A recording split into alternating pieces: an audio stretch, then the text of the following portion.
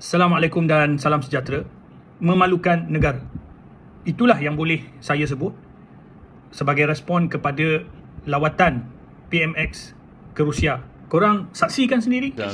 Told Mr. Prime Minister what St. Andrews Hall is. There are 3 thrones there, and I asked Prime Minister, so there are 3 thrones.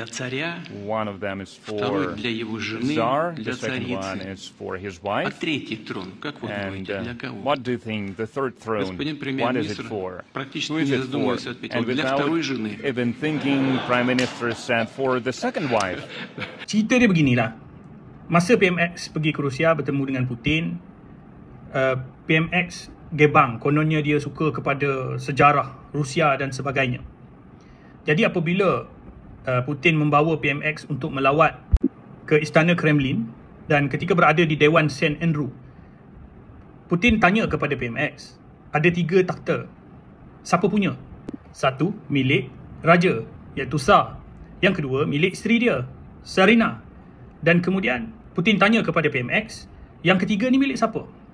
Putin kata, tanpa berfikir panjang, PMX terus jawab, milik isteri kedua. Putin pula sebagai respon, saya rasalah dia nak jaga air muka PMX kot. Dia kata inilah seorang pemimpin Muslim yang sejati, mewakili budaya orang Islam. An answer of a true Muslim, of a true representative of Islamic culture. I have to say that our traditional values maybe are not the same. Dan dia kata budaya kami orang Rusia berbeza. Takhta yang ketiga itu adalah untuk ibu. Pada saya ini merupakan satu perkara yang agak memalukan negara.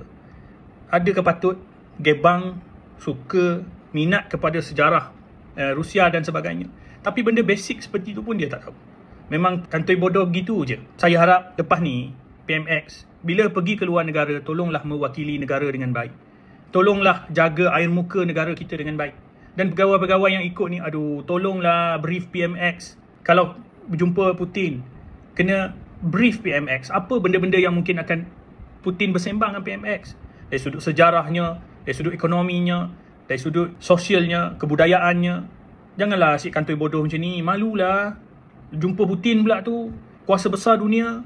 Apa pandangan Putin terhadap negara kita? Tolonglah. Kalau rasa tak boleh nak jaga nama baik negara, saya cadangkan PMX, tak payahlah pergi mana-mana. Duduk je lah dalam negara. Banyak lagi masalah dalam negara yang tak selesai-selesai.